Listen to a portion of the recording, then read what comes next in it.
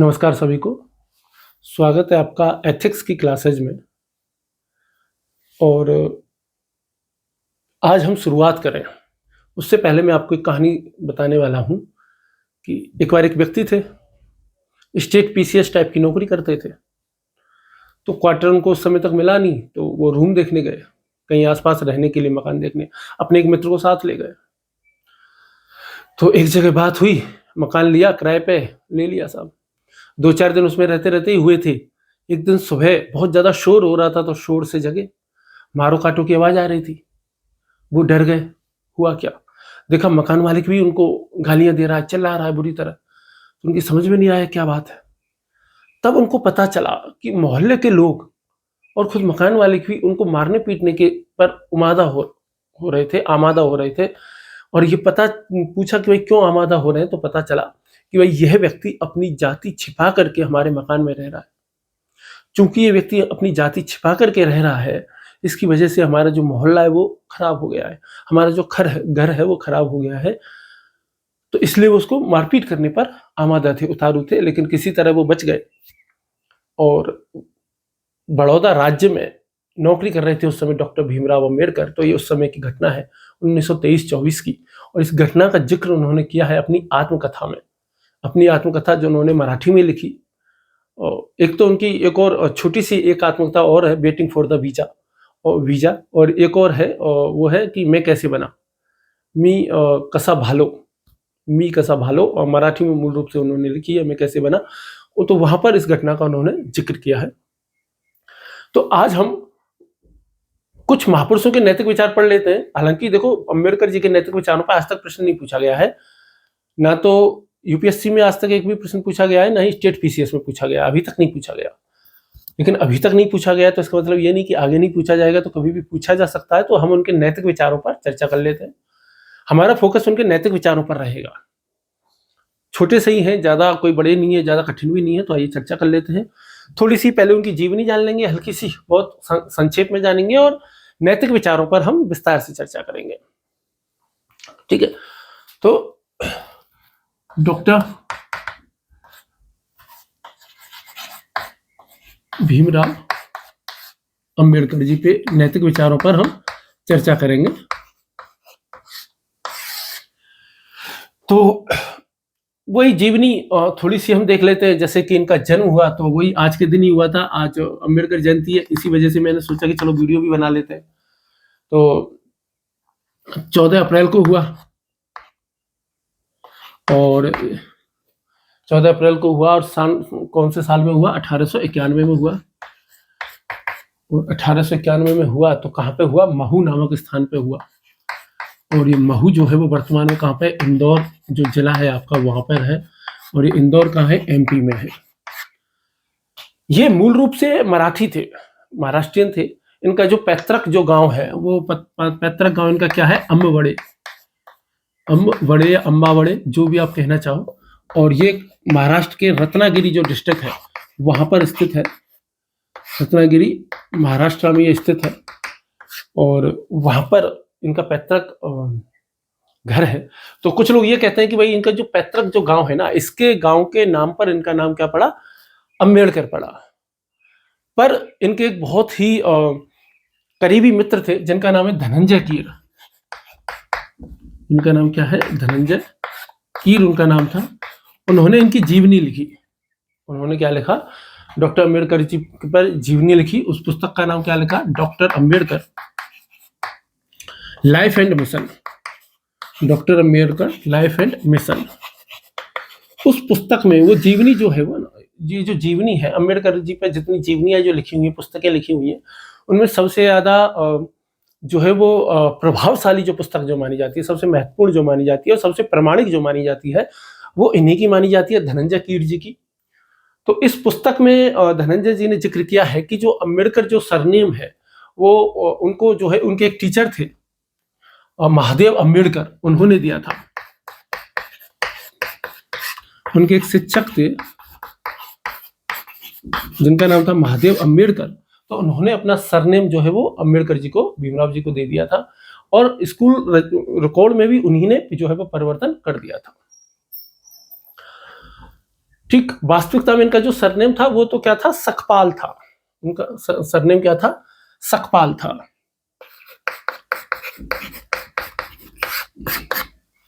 और इन्होंने दिया क्योंकि ये इनकी बौद्धिक क्षमता से बहुत प्रभावित थे इनके शिक्षक, और उनको लग रहा था कि भाई ये बहुत अच्छा बच्चा जो है वो आगे जाके अच्छा काम करेगा, अच्छी प्रोग्रेस करेगा, तो इस वजह से दे दिया गया।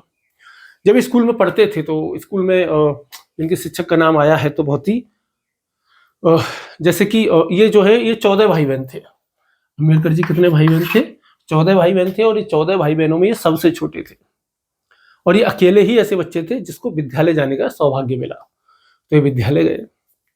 तो इनकी जो आत्मकथा है मी कसा भालू, तो उसी में जिक्र मिलता है कि भाई ये कह लिखते हैं कि भाई मैं स्कूल जाता था, लेकिन मैं एक तो क्लास से अलग बैठ करके पढ़ता था। उस समय तो मेरे हिसाब से सारे बच्चे ही नीचे बैठ करके पढ़ा करते होंगे, तो ये भी नीचे बैठ के पढ़ते थे, लेकिन या तो क्लास से दूर बैठते थे या हो सकता है दरवाजे के बाहर भी इनको बिठा देते हों, क्योंकि दलित बच्चे थे उस समय, अस्पृश्यता जो है वो अपने चरम पे थी। और आपको पता ही है कि भाई अंग्रेजी दौर उस समय चल रहा था, तो इनका जो जन्म हुआ, जो जाति में, जिस जाति में इनका जन्म हुआ वो जाति है महार, और इस महार जाति को जो है वो अस्पृश्य जो है वो माना जाता है। कहाँ, महाराष्ट्र में। तो महार जाति में, दलित जाति में हुआ, और उस समय छुआछूत अपने चरम पे ही था, जैसा मैंने आपको बताया। तो इस वजह से ये भारी बैठ करके पढ़ा करते थे, अलग बैठ करके ही। इनके साथ सबसे बड़ी समस्या ये थी कि ये बेचारे खुद अपने आप अपने हाथों से पानी भी नहीं पी सकते थे। एक ही व्यक्ति था जो इनको पानी पिलाता था विद्यालय में, उसके हाथों से ये पानी पी सकते थे, और कोई इनको पानी भी नहीं पिलाता था। और जो है कि यदि वो व्यक्ति किसी दिन नहीं आता था तो उस दिन उनको पूरे दिन प्यासा ही रहना पड़ता था। तो बहुत कठिन संघर्षों में इन्होंने जो है वो अपनी शिक्षा व्यवस्था वगैरह पूरी की थी, पढ़ाई की थी। इनके पिताजी जो है वो ब्रिटिश सेना में सूबेदार थे। इनको पढ़ने का मौका भी इसी वजह से मिल गया, क्योंकि इनके जो पिताजी थे वो कौन थे, ब्रिटिश सेना में सूबेदार। तो ब्रिटिश सेना में सूबेदार होने की वजह से ही इनको पढ़ने का मौका शायद मिला होगा। तो इनके पिताजी का नाम क्या है, इनके पिताजी का नाम है रामजी मालोजी सकपाल। रामजी मालोजी सकपाल। और इनकी जो माताजी हैं उनका नाम है भीमाबाई। ये 14 भाई बहन थे, पिताजी ब्रिटिश सेना में सूबेदार थे, तो इनका सरनेम क्या था, सकपाल था, जिसको चेंज करके अम्बेडकर कर दिया गया था शिक्षक के द्वारा। आपने शायद सुना हो तो ये महार जाति का उल्लेख और किस लिए आता है, भीमा कोरेगांव मामला आपने खूब सुना होगा, है ना, बहुत ज्यादा चर्चाओं में रहा था अभी कुछ साल, अब हर साल जब भी उसकी बरसी आती है तब। तो बेसिकली क्या था कि अंग्रेजी सेना थी, लेकिन उसमें महार जो जाति थी महाराष्ट्र की, उनकी संख्या ज्यादा थी, तो उन्होंने जो पेशवा की जो सेना थी उनको हरा दिया था। तो हरा दिया था, तो अब क्या हो गया कि अब जो राजनीतिक, अब आपको पता है कि वर्तमान समय में तो हर चीज का राजनीतिकरण हो जाता है। तो अब क्या है कि अब जो महार जाति के जो लोग हैं वो उसको, जीत को सेलिब्रेट करना चाहते हैं, एज ए गौरव की तरह, उनको गौरव का अनुभव होता है इस वजह से, और इसको वामपंथ बहुत ज्यादा हवा देता है। तो वो कभी विस्तार से पढ़ेंगे, पर वहां पे जो जाति थी, मैं आपको केवल वो जाति बताना चाहता हूँ कि वो महार जाति थी इस वजह से। तो अकेले थे, अकेले विद्यालय गए, और मैंने आपको बता ही दिया। और महादेव अम्बेडकर जी जो थे और इनके जो शिक्षक थे, उन्होंने इनको क्या दिया था, अपना सरनेम जो है वो दे दिया था। विद्यालय रिकॉर्ड में भी इनका नाम जो है वो चेंज कर दिया। तो फिर इस समय उन्होंने जो है वो पढ़ाई की। ठीक, चलिए अब आगे यदि हम उनकी एजुकेशन के बारे में यदि हम देखें तो जल्दी से उनकी एजुकेशन भी देख लेते हैं। एजुकेशन की यदि हम देखें तो इनकी एजुकेशन शुरुआत में हुई सतारा में। सतारा में होने के बाद में फिर मुंबई में हुई, क्योंकि इनके पिताजी सूबेदार थे, तो हो सकता है स्थानांतरण होता रहता हो इस वजह से। तो 1907 में इन्होंने 10वीं पास की थी, जिसको मैट्रिक कहते हैं, या 10वीं कह लो, जो भी आप कहना चाहो। उसके बाद 1912 ईस्वी में जो इन्होंने बीए की थी, क्या की, बीए की। और ये जो बीए जो की कहां से की, एल्फिंस्टन कॉलेज जो मुंबई में है, एल्फिंस्टन कॉलेज है मुंबई में, सॉरी, एल्फिंस्टन कॉलेज है मुंबई में, वहां से की इन्होंने क्या, बीए की। उसी समय जो ब्रिटिश क्या कहते हैं, बड़ौदा के जो राजा थे उनकी नज़र इन पे पड़ी, काफ़ी प्रभावशाली थे ये, तो उनकी नज़र पड़ी, तो उन्होंने इनको क्या दे दिया, एक तरीके से वजीफा दे दी, स्कॉलरशिप दे दी, छात्रवृत्ति दे दी, और ये कहा कि भाई तुम विदेश में जाके पढ़ना चाहते हो पढ़ के आओ, लेकिन शर्त क्या है कि तुम वापस आओगे तो हमारे यहाँ जो बड़ौदा जो अपनी राज्य है उसमें ही नौकरी करोगे, मतलब पीसीएस टाइप की नौकरी आप तुम करोगे। तो जब ये बड़ौदा में नौकरी कर रहे थे उसी समय की घटना का चक्र मैंने आपको पहले बता किया था। बात तय हो गई तो ये चले गए कहाँ, अमेरिका चले गए, और अमेरिका में कोलंबिया यूनिवर्सिटी में ये गए। कहाँ चले गए? कोलंबिया यूनिवर्सिटी में, और कोलंबिया यूएसए यूनिवर्सिटी में ये गए, और वहाँ जाकर के इन्होंने 1915 में जो है एमए किया। 1915 में क्या किया? एमए किया। और जो एमए जो इन्होंने किया था वो किसमें किया? अर्थशास्त्र में, इकोनॉमिक्स में किया। तो ये कह दिया एमए की। एमए करने के बाद चूंकि आपको पता है इन्होंने एजुकेशन काफी ज्यादा प्राप्त की हुई थी, तो पढ़ाई लिखाई के मामले में ये बहुत बौद्धिक क्षमता के धनी थे, बहुत ज्यादा। तो 1915 में जब इन्होंने ये कर दी अमेरिका से, तो फिर उसके बाद इन्होंने जो है लंदन जो कॉलेज है, कहाँ चले गए? ये लंदन चले गए, लंदन स्कूल गए, और वहां पे एक डिग्री होती है डॉक्टरेट इन साइंस, मतलब ये पीएचडी के बराबर उपाधि होती है, इसको पीएचडी ही आप मान सकते हो, एक तरीके से पीएचडी है। तो ये क्या क्या कहते हैं इसको? डॉक्टरेट इन साइंस कहते हैं, डीएससी। ये जो डिग्री है इन्होंने ये प्राप्त की, और ये डिग्री भी इन्होंने किसमें प्राप्त की? इकोनॉमिक्स में ही प्राप्त की। इन्होंने इंडियन रुपी नामक जो एक सब्जेक्ट है, इंडियन रुपी पे थीसिस अपनी जो लिखी थी वो इंडियन रुपी पे लिखी थी। तो डीएससी की इन्होंने, और कहाँ से की? लंदन से की, ना, कहाँ से की? इन्होंने लंदन स्कूल ऑफ इकोनॉमिक्स है, वहां से इन्होंने की थी। उसी साल जब ये पीएचडी कर ही रहे थे तो बड़ौदा नरेश ने भी उनको बुलाया, फिर वहाँ पे बड़ौदा में कुछ दिक्कतें हुई तो उससे नाराज हुए, परेशान हुए, फिर वापस चले गए। वापस जाकर के फिर वहाँ पे लंदन में ही एक स्कूल है, एक कॉलेज है जिसका नाम है ग्रेज इन, कॉलेज है जिसका नाम है ग्रेज इन, और ये कहाँ पे है? लंदन में ही है। और यहाँ से इन्होंने फिर कानून की तरफ इनका रुझान हो गया। अभी तक इन्होंने ज्यादातर जो भी पढ़ाई की वो इकोनॉमिक्स की, अब इनका रुझान किसकी तरफ हो गया? लॉ की तरफ हो गया, कानून की तरफ इनकी तरफ हो गया, और बैरिस्टर एट लॉ की उपाधि इन्होंने यहां से प्राप्त की। बैरिस्टर एट लॉ की जो डिग्री है वो इन्होंने ग्रेज इन लंदन से जो है वो प्राप्त की। और ये इस डिग्री का मतलब यह था कि अब वो इंग्लैंड के जो कोर्ट्स थे उनमें वकालत कर सकते थे। इंग्लैंड के जो कोर्ट्स थे लंदन के, वहां पे क्या कर सकते थे? वकालत कर सकते थे। तो ये इतनी बड़ी डिग्री थी, काफी ज्यादा मान्यता इसको प्राप्त थी, इस डिग्री को। इसके अलावा फिर इन्होंने 1927 में एक और डिग्री और की, वापस कोलंबिया यूनिवर्सिटी से 1927 में ही एक और पीएचडी इन्होंने की। यानी कि इन्होंने टोटल जो है वो 2 पीएचडी इन्होंने की थी, और 2 पीएचडी इनको एज ए मानद उपाधि के तौर पर मिली थी। एक तो उस्मानिया कॉलेज से मिली थी, और एक मिली थी इनको जो है वो कोलंबिया यूनिवर्सिटी से ही। तो 1927 में इन्होंने पीएचडी की, और ये पीएचडी जो की वापस से इन्होंने किसमें की? इकोनॉमिक्स में की। वापस से किसमें की? इकोनॉमिक्स में की। और ये वापस कहाँ से की थी? 1927 में कोलंबिया यूनिवर्सिटी से। जब इन्होंने अपने जीवन में जो काफी ज्यादा काम किए, उन कार्यों के आधार पर 1952 में इनको मानद उपाधि, पीएचडी की मानद उपाधि दी गई, और उसको एलएलडी कहते हैं। उसको क्या कहते हैं? एलएलडी।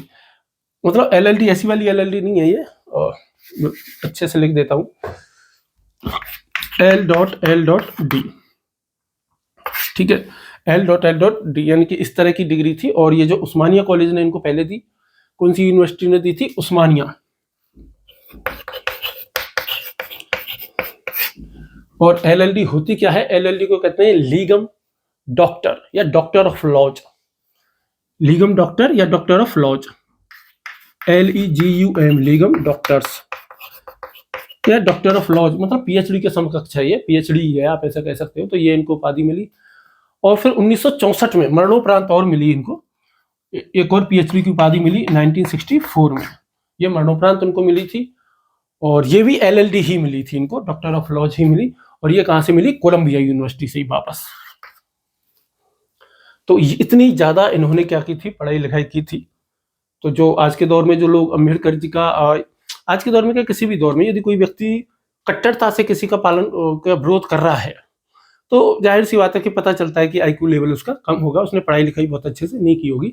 जिसने खुद ने अच्छे से पढ़ाई लिखाई की होती है वही समझ पाता है कि कोई कितना महान है। तो ये जो एजुकेशन जो इन्होंने प्राप्त की, जितनी भी एजुकेशन इन्होंने की, क्या एक सामान्य व्यक्ति की बात है? नहीं है ना। एक बौद्धिक क्षमता प्रखर होगी किसी की, तभी तो उसने इतनी एजुकेशन प्राप्त की ना।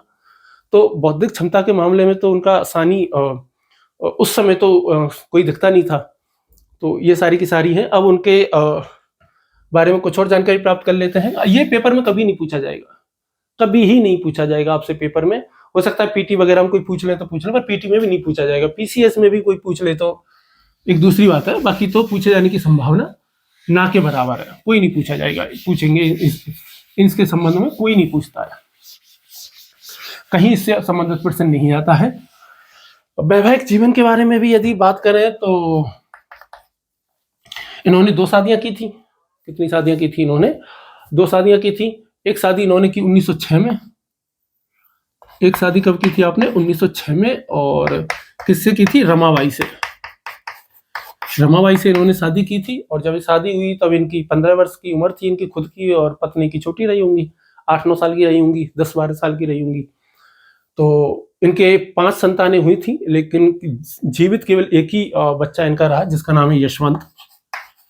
और उन्हीं यशवंत के ही पुत्र कौन है? आजकल जो प्रकाश अंबेडकर जी जो हैं, जो कि आजकल राजनीति में सक्रिय भी हैं, तो वो हैं आजकल। तो इस तरीके से इन्होंने एक शादी और की, क्योंकि ये जो रमाबाई जी हैं इनका 1935 में शायद इनका निधन हो गया। इनका जो निधन है वो कब हो गया? 1935 में इनका निधन हुआ। और जब 1935 में इनका निधन हुआ तो उसके कुछ सालों के बाद में इन्होंने जो है वो 1948 में एक और शादी की। और 1948 में जो इन्होंने शादी की थी वो किससे की थी? सविता से। ठीक है। और दूसरी पत्नी का नाम क्या था? सविता अंबेडकर। सविता अंबेडकर, मतलब इनसे शादी करने के बाद वो अंबेडकर हो गई। तो सविता जी से इन्होंने शादी की 1948 में। ये डॉक्टर थी भाई, एमडी थी ये, और स्त्री रोग विशेषज्ञ थी, एमडी थी। और ये भी महाराष्ट्रियन ही थी। शादी की इन्होंने बौद्ध धर्म भी ग्रहण किया था अंबेडकर जी के साथ साथ ही। और 1956 में अंबेडकर जी की मृत्यु हो गई। तो ये जो सविता अंबेडकर जी हैं ये 2003 तक जीवित रही थी। तो 2003 में आपकी क्या हुई? आपका देहांत हुआ। तो काफी लंबा जीवन इन्होंने बिताया है सविता अंबेडकर जी ने। इन्होंने एक आत्मकथा भी लिखी है सविता अंबेडकर जी ने। और जो आत्मकथा है वो मराठी में लिखी है। और उस आत्मकथा का जो नाम है वो है डॉक्टर अंबेडकर महाड़ेच जी। डॉक्टर अंबेडकर महाड़ेच, महान जेच मी ऐसे करके लिखी है। तो लिख देता हूँ मैं, डॉक्टर अंबेडकर महान जेच मी, ये इनकी आत्मकथा का नाम है जो इन्होंने आत्मकथा लिखी। सविता अंबेडकर जी की कोई संतान तो थी नहीं, और क्योंकि उस समय तक बहुत बीमार भी रहते थे, मतलब जो भी कोई बात रही हो, तो उनकी कोई संतान नहीं थी। और काफी लंबा जीवन इन्होंने जो गुजारा अपना, ऐसा कहते हैं कि एक तरीके से बहुत ज्यादा सम्मान इनको नहीं मिला। 1990 में जब मरणोपरांत अंबेडकर जी को भारत रत्न मिला, हालांकि मिल तो काफी पहले जाना चाहिए था, पर ठीक है। तो 1990 में जब आपको भारत रत्न मिला, उस समय भी जो सविता अंबेडकर जी हैं इनको कोई बहुत ज्यादा विशेष क्या कहते हैं, कोई सम्मान उस समय भी इनको नहीं मिल पाया। ठीक है। आप जानती हो बहुत सारी राजनीतियां होती हैं हर जगह। तो ये इनके क्या है, और एक तरीके से वैवाहिक जीवन की बातें होगी। अब हम आगे चलते हैं और आगे चल करके इनके कार्य देख लेते हैं, इन्होंने क्या क्या कार्य किए। तो कार्य किए तो पहले तो ये एजुकेशन प्राप्त कर ही रहे थे, आपको पता ही है ना, 1923 तक। तो और 1923 में बड़ौदा सरकार ने इनको वापस बुलाया भी था। तो ये अपनी डिग्री छोड़ करके बीच में वापस आए भी थे कुछ दिनों के लिए। तो जब ये भारत आए, मतलब भारत में आए, तो इन्होंने कुछ महत्वपूर्ण काम किए जिनके लिए इनको आज भी याद किया जाता है। तो सबसे पहले तो इन्होंने 20 जुलाई 1924 को 20 जुलाई 24 को बहिष्कृत हितकारिणी सभा का गठन किया। बहिष्कृत हितकारिणी सभा जो है इसका इन्होंने क्या किया, गठन किया। इसके अलावा उन्होंने खूब सारा संपादक भी ये रहे थे बहुत सारे समाचार पत्रों के और पत्रों के। तो संपादन किन किन पत्रों का किया वो हम देख लेते हैं। संपादन इन्होंने किया मूक नायक का,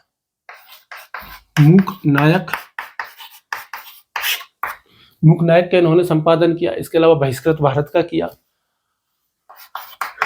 बहिष्कृत भारत का आपने किया। और बहिष्कृत भारत के अलावा इन्होंने एक और किया था, जैसे जनता, ये कुछ समाचार पत्र थे जिन्होंने आपका क्या किया, आपने संपादन किया। आपने महाड़ आंदोलन शुरू किया 1927 में, आपने महाड़ आंदोलन जो है वो शुरू किया। और महाड़ आंदोलन किस लिए शुरू किया था, वही आपको पता है कि वही उस समय चूंकि दलितों के साथ बहुत ज्यादा अत्याचार होते थे, अस्पृश्यता अपने चरम पे थी। तो चूंकि जो भी जैसे आपने एक कहानी सुनी होगी ठाकुर का कुआं, प्रेमचंद जी की लिखी हुई है, और अपने पति को जो कि बीमार है पानी पिलाना है, गांव में और कहीं पानी नहीं है, केवल ठाकुर के कुएं में पानी है, और बेचारी ठाकुर के कुएं में जा नहीं सकती है ना। तो उस समय वही था कि भाई मंदिरों में प्रवेश नहीं करने देते थे, और जलाशयों पर नहीं जाने देते थे, और भी कई सारे स्थान थे जहां पर उनको जो है वो एंट्री नहीं देते थे। तो बहुत ज्यादा समस्या थी। आजकल भी मतलब इतनी ज्यादा समस्या आजकल नहीं है, लेकिन आज भी यदि आप गांव में जाओगे, जो बहुत ज्यादा रूरल एरिया जो है, तो वहां भी आपको आज भी ये समस्याएं थोड़ी बहुत कुछ हद तक देखने को मिल सकती हैं, बिल्कुल देखने को मिल सकती है। तो महाड़ आंदोलन किया आपने, और कहाँ किया, मुंबई प्रांत में किया था। उस समय महाराष्ट्र में ही थे ये, तो वही किया। कैसे लिखते हैं यार, बॉम्बे लिख देता हूँ चलो ना। तो पढ़ाते समय कई बार कंफ्यूज हो जाते हैं यार, लिखें कैसे हिंदी में, ऐसे लगता है कि भूल ही गए। तो ये क्या था। और अब चूंकि ये दलित समाज से बहुत ज्यादा समस्याएं, बहुत ज्यादा अस्पृश्यता, देखो जिसने जीवन भर झेला होता है, वो कहते हैं ना कि जाके पैर ना फटी बेवाई सो क्या जाने पीर पर आई। जिसने कभी असमानता झेली नहीं है, जिसने कभी छुआछूत नहीं झेला है, जिसने कभी किसी प्रकार का भेदभाव नहीं सहा है, जिसने कभी ये भेदभाव नहीं सहा है कि यार मैं छोटा हूं, वो कभी ये समझ ही नहीं सकता कि इस चीज का कितना बड़ा दर्द है।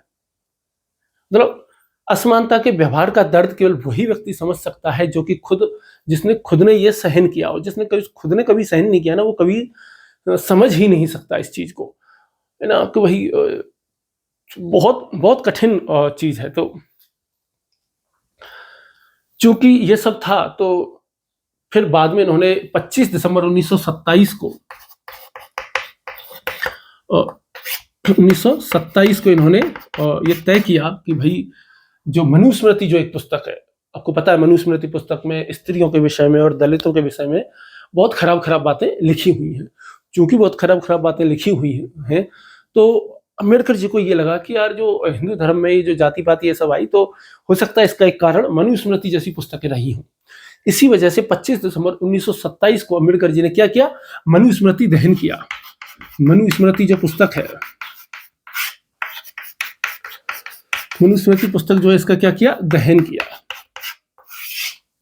यह तरीके से प्रतीक स्वरूप था कि भाई हमारे ऊपर तुम इतना अत्याचार कर रहे हो, इतना जुल्म कर रहे हो, हमारा इतना शोषण जो हो रहा है, तो उस शोषण से मुक्ति के लिए ये दहन किया था।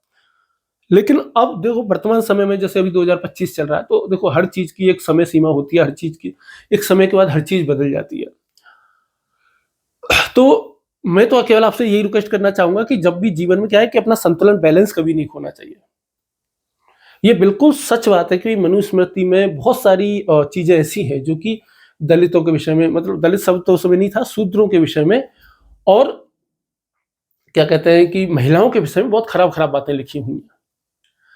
लेकिन एक जो सबसे संतुलित व्यक्ति जो होता है, वो क्या करता है कि किसी भी चीज में जो खराब चीज हो चुकी है ना, जैसे आप एक बात बताओ, यदि किसी का हाथ खराब हो जाता है, तो क्या उस व्यक्ति को ही मार देते हैं या उस व्यक्ति के हाथ को काट के फेंक देते हैं? तो बेसिकली हाथ को काट देते हैं, अलग कर देते हैं उस अंग को। तो वैसा ही हमें इस पुस्तक के साथ भी किया जाना चाहिए, दुनिया की कोई भी पुस्तक हो, क्योंकि दुनिया की कोई भी पुस्तक क्यों नहीं हो, ये आपको शायद नहीं पता हो तो मनुस्मृति बहुत शानदार पुस्तक भी है। इसमें कुछ जो बातें हैं वो बहुत शानदार भी लिखी हुई हैं, खासकर राजनीति के विषय में, राज्य की शक्तियों के विषय में, वो सब कुछ। तो इसलिए उन चीज़ों को बिल्कुल नकार देना चाहिए। जैसे कि अरस्तु हैं, प्लेटो हैं, मतलब उन्होंने स्त्रियों के बारे में बहुत खराब-खराब बातें लिखी और वहाँ पे दास प्रथा चलती थी, तो उन्होंने दासों के विषय में बहुत खराब-खराब बातें लिखी। लेकिन बेहतर ये है कि हम उनमें से खराब बातों को निकाल दें और अच्छी बातों को अपना लें। वो कहते हैं कि भाई महानता कितनी भी महान क्यों ना हो, उसमें कोई ना कोई छिद्र हमेशा छूट ही जाता है, कोई ना कोई कमी रह ही जाती है। इसीलिए आप देखते होंगे तुलसीदास की भी आलोचना होती है, कबीरदास जी की भी होती है, अशोक की भी आलोचना होती है। कोई भी ऐसा महान व्यक्ति नहीं है जिसकी आलोचना नहीं होती हो, हम सबकी आलोचना करते ही हैं, पढ़ते ही हैं। तो वैसा ही मनुस्मृति के साथ भी किया जाए तो ज़्यादा बेहतर है, पर हाँ, इसका मनुस्मृति का अध्ययन किया जाता है और इसमें बहुत सारी खराब बातें लिखी हुई है। और ठीक है, फिर उसके बाद में जब 1928 में साइमन कमीशन भारत आया, तो साइमन कमीशन जब भारत आया तो उससे दलित शिक्षा की मांग इन्होंने की। कोई दलितों के लिए दलित शिक्षा के लिए भी कुछ प्रावधान आप विशेष तौर पर करो। कब? जब अछूतों के लिए, खासकर अनटचेबल्स के लिए जो है वो क्या करो, काम करो। और शैक्षणिक सुविधाओं की इन्होंने मांग की। फिर 1930 का साल आया और 1930 के साल में इन्होंने क्या किया, अखिल भारतीय दलित वर्ग सम्मेलन आपने आयोजित किया। 1930 में क्या किया, अखिल भारतीय दलित वर्ग सम्मेलन आपने आयोजित किया। फिर उसके बाद गोलमेज सम्मेलन आ गए। आपने तीनों गोलमेज सम्मेलनों में भाग लिया, और तीनों गोलमेज सम्मेलनों में भाग लेने के बाद जब 1932 में जो है वो, उस समय ब्रिटेन के जो प्रधानमंत्री थे उनका नाम क्या था, रैमजे मैकडोनाल्ड।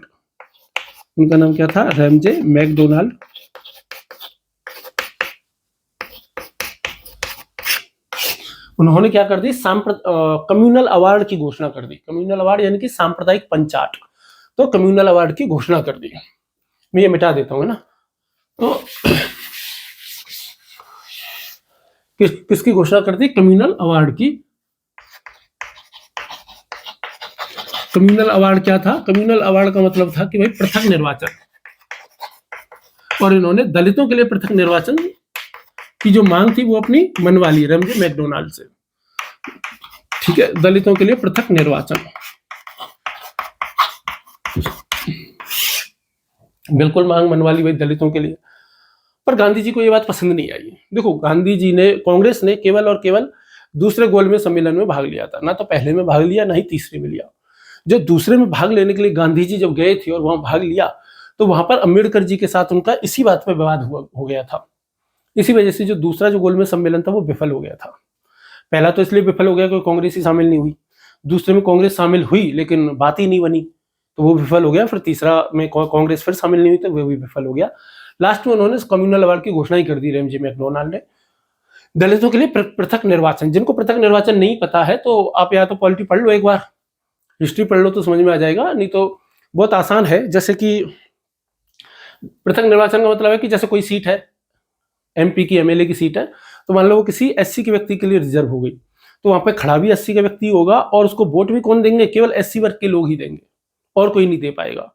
तो उसको हम क्या कहते हैं, पृथक निर्वाचन कहते हैं। ये 1909 से शुरू किया था। जब 1909 में मार्ले मिंटो सुधार जब हुए, वो सबसे पहले मुस्लिमों को दिया, फिर 1919 में क्रिश्चियनों को दे दिया, ईसाइयों को दे दिया, सिखों को दे दिया, एंग्लो इंडियंस को दे दिया, और 1932 में अम्बेडकर जी को भी ऐसा लगा कि यार हमको भी मिलना चाहिए, जब मुसलमानों को मिल रहा है तो हमें क्यों नहीं मिलना चाहिए। तो 1919 से इन्होंने भी प्रयास करने शुरू किए थे। तो 1932 में इनकी मांग पूरी हो गई, लेकिन गांधी जी को ये बात पसंद नहीं आई। गांधी जी उस समय पूना जेल में थे, तो जेल में थे तो गांधी जी ने जेल में क्या कर दिया, आमरण अनशन शुरू कर दिया इसके विरोध में। और गांधी जी ने आमरण अनशन इसके विरोध में क्यों शुरू कर दिया, क्योंकि गांधी जी को यह लगता था कि यदि दलित वर्ग को अलग से पृथक निर्वाचन मंडल दे दिया, जैसे मुसलमानों को दे दिया गया, तो मुस्लिम कभी भी क्या है कि खुद को जो है वो जो वहां से ही जो है वो क्या हो गए, पाकिस्तान के बीज एक तरीके से बो गए। तो ये भी डर था कि भाई कहीं ऐसा ना हो कि भाई हिंदू समाज से ये पूरी तरीके से दलित वर्ग अलग हो जाए तो उस समय भारत की जो क्षेत्रीयता थी, भारत की जो भौगोलिक एकता थी, उसके लिए भी खतरा हो सकता था। तो बहुत सारी चीजें गांधी जी ने अपने हिसाब से सोची होंगी, तो इसके लिए उन्होंने आमरण अनशन शुरू किया। आमरण अनशन शुरू किया तो अंत में जो है वो दोनों नेताओं के बीच में सहमति बनी। भाई अम्बेडकर जी उस समय, वो गांधी जी उस समय बहुत महान नेता थे, बहुत ज्यादा ऊंचाई पे थे, तो बहुत ज्यादा ऊंचाई पे थे। तो भाई ठीक है, अम्बेडकर जी ने उनकी बात मान ली तो दोनों के बीच में समझौता हुआ, जिसको पूना पैक्ट कहते हैं, जिसको क्या कहते हैं, पूना समझौता कहते हैं या पूना पैक्ट कहते हैं। और फिर जो ये पृथक निर्वाचन थी, इसकी जगह किसकी मांग स्वीकार कर ली गई, आरक्षण की मांग स्वीकार कर ली गई। तो आरक्षण, लेकिन वोट सब डालेंगे, आरक्षण कर दो कोई बात नहीं, एससी की सीट है, एसटी की सीट है, ये आप कर दो, दलित की सीट बना दो उसको, लेकिन वोट देने का अधिकार तो सबको दो। तो ऐसे कर दी गई। तो अम्बेडकर जी काफी नाराज हो गए। वो नाराज तो खैर द्वितीय गोलमेज सम्मेलन में ही हो गए थे गांधी जी से बहुत ज्यादा, और उनको ये लगा था कि यार गांधी जी जो है वो जब तक रहेंगे तो तक मुझे नहीं लगता कि काम बन सकता है, यानी कि दलितों के लिए कोई विशेष कार्य हो सकते हैं। हालांकि खुद गांधी जी भी दलितों के लिए खूब काम कर रहे थे, लेकिन दोनों की विचारधाराओं में काफी ज्यादा अंतर था। तो जब हो गया तो अम्बेडकर जी को काफी खराब लगा। तो 1933 में येवला नामक स्थान पर अम्बेडकर जी ने घोषणा कर दी कि मैं हिंदू के रूप में पैदा हुआ हूं, लेकिन हिंदू के रूप में मरूंगा नहीं, कि मैंने हिंदू के रूप में जन्म जरूर लिया है, लेकिन मैं हिंदू के तौर पर मरूंगा नहीं। तो ये उन्होंने प्रतिज्ञा की, और बाद में इसको पूरा भी किया था 1956 में। वो हम आगे देखेंगे, हमारा मेन टॉपिक वही है ना, उसी पर ही हम सबसे ज्यादा चर्चा करेंगे, है ना। फिर 1938 में इन्होंने एक विधेयक प्रस्तुत किया था महाराष्ट्र विधानसभा में। महाराष्ट्र विधानसभा में इन्होंने एक विधेयक प्रस्तुत किया था। उस विधेयक को किसके खिलाफ था, वो खोती प्रथा के, एक खोती प्रथा चलती थी। खोती प्रथा समझ लो जमींदारी प्रथा, एक तरीके से यह क्या थी, जमींदारी प्रथा ही थी। तो उसकी समाप्ति के लिए एक विधेयक भी आपने पेश किया था। तो ये सब कुछ कार्य हैं जो उन्होंने कुछ काम किए। अब कुछ इनके बड़े कार्यों की चर्चा कर लेते हैं। तो जो कुछ बड़े कार्य इन्होंने किए, तो सबसे पहला जो बड़ा काम जब इनके हाथ में कब आया, जब भारत में अंतरिम सरकार बनी। ठीक है, 1946 में कैबिनेट मिशन आया। कैबिनेट मिशन ने संविधान सभा की मांग स्वीकार कर ली। संविधान सभा की मांग स्वीकार कर ली तो अंतरिम सरकार बना दी गई। तो 1946-47 में भारत में क्या बनी, भारतीय नेताओं को ही मिलाकर के एक अंतरिम सरकार बनी। 1946-47 में 1946-47 में क्या बनी, अंतरिम सरकार बनी। जो अंतरिम सरकार बनी तो जवाहरलाल नेहरू जी को प्रधानमंत्री बनाया गया, और जवाहरलाल नेहरू को प्रधानमंत्री बनाया गया तो अम्बेडकर जी को क्या बनाया गया, कानून मंत्री बनाया गया, विधि मंत्री बनाया गया। जब इनको लॉ मिनिस्टर बनाया गया, कानून मंत्री बनाया गया, तो फिर इन्होंने जो महिलाओं के लिए, हिंदू महिलाओं के लिए एक बहुत बड़ा काम किया। ये चाहते तो मुस्लिम महिलाओं के लिए भी करना चाहते थे खैर, पर ठीक है उस समय इतना चल नहीं पाया इनका। तो और फिर दूसरी बात ये भी है कि जो दलित प्रमुख रूप से ये दलितों का सुधार करना चाहते थे, दलित स्त्रियों का सुधार करना चाहते थे, तो दलित स्त्रियां तो हिंदुओं में ही थी। तो इसलिए उन्होंने क्या किया, एक महिलाओं के लिए बहुत शानदार एक कानून लेकर के आए, और उसी को हम क्या कहते हैं, हिंदू कोड बिल। क्या लेकर के आई है, हिंदू कोड बिल। मतलब उस समय लेकर के नहीं आए, हिंदू कोड बिल। तो कैसे लेकर के आए उसकी थोड़ी कहानी मैं आपको बता देता हूं।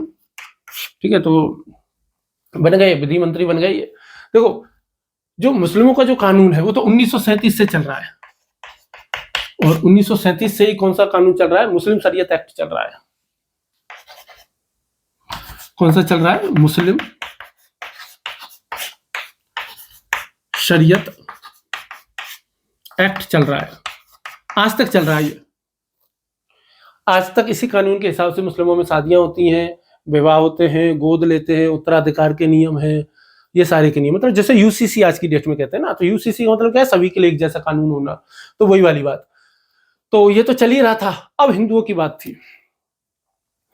अब ये हिंदू कोड बिल इन्होंने बनाया, अम्बेडकर जी ने नेहरू जी के पास लेके चले गए, और नेहरू जी के पास ले जाके क्या कहा कि साहब इसे पास करो।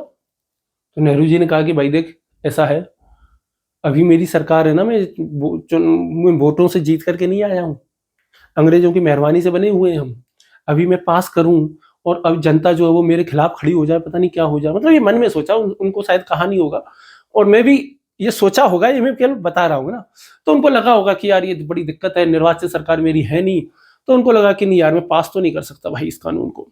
काफी पीछे पड़े अम्बेडकर जी, पीछे पड़ते रहे, माने नहीं भाई, नेहरू जी ने पास नहीं किया। तो 24 सितंबर 1951 को, 24 सितंबर 1951 में इस्तीफा दे दिया। नेहरू जी ने नहीं दिया, अम्बेडकर जी ने दे दिया नाराज होकर के कि भाई जब तुमने मेरे को कानून मंत्री बनाया है और मैं कोई कानून बनाना चाहता हूं तो तुम उसे पास ही नहीं कर रहे, तो मैं काहे का कानून मंत्री हूं। इसके अलावा इन्होंने ये भी बात कही थी कि भाई जो नेहरू जी हैं, नेहरू जी अपने मंत्रियों को उसी तरीके से डील करते हैं जैसे कि कोई अपने क्लर्क को डील करता है। तो इनको पसंद नहीं आया था, पसंद नहीं आया तो इन्होंने जो है वो विचारधारा मतभेद हो गया तो इस्तीफा दे दिया। कोई बात नहीं, इस्तीफा दे दिया। तो फिर 1952 में इक्यावन के अंत में और 52 की शुरुआत में आम चुनाव हुए। दिसंबर जनवरी फरवरी, ऐसे नवंबर दिसंबर जनवरी फरवरी आम चुनाव हुए। तो सबसे पहले तो एमपी के चुनाव हुए, यानी कि लोकसभा सदस्यों के चुनाव हुए। लोकसभा सदस्यों के साथ साथ ही विधानसभाओं के चुनाव हुए। विधानसभाओं और विधानसभाओं जब बन गई, विधानसभाओं के चुनाव होने के आधार पर विधानसभाओं ने फिर राज्यसभा का चुनाव किया, तो राज्यसभा के चुनाव हुए। जब राज्यसभा के भी चुनाव हो गए तो विधानसभा, राज्यसभा, लोकसभा ने मिलकर राष्ट्रपति का चुनाव किया और पूरी सरकार बनी। जब पूरी सरकार बनी तो जब 1951-52 में जब नेहरू जी अपने चुनाव प्रचार कर रहे थे, पहला ही चुनाव था, उस समय तो कांग्रेस ही कांग्रेस थी, और उस समय कहते थे कि भाई उस समय कांग्रेस ने यदि किसी क्या कहते हैं कि वो ये खंबे का लाइट वाला खंबा होता है ना, इसको क्या कहते हैं, तो यदि इसको भी वो दे दिया था ना टिकट तो वो भी जीत गया था। ऐसे मतलब कि चलता था, मतलब किसी को भी वोट टिकट दे दिया तो वो जीत गया था। तो अम्बेडकर जी, वो नेहरू जी थे, वो तो अंग्रेजी में भाषण देते थे ज्यादातर। तो उन्होंने कहा जनता से, खुलेआम कहा कि भाई देखो यदि मैं जीत गया, मेरी सरकार आई ना, तो मैं हिंदू कोड बिल लेके आऊंगा। अब जनता को बेचारी को क्या समझ में आया होगा, अंग्रेजी में भी बोला होगा तो जनता को लगा होगा भाई कुछ ना कुछ लेकर के आएंगे, हो सकता है कुछ अच्छा ही लेकर के आए, हमारा कुछ भलाई होगा, नेहरू जी बोल रहे तो उन्होंने कहा कि ठीक है भाई लेके आ जाना, हमें कोई प्रॉब्लम वाली बात नहीं है, जिताएंगे तो हम कांग्रेस को ही, आपको ही जिताएंगे, हम आपको ही प्रधानमंत्री बनता हुआ देखना चाहते हैं।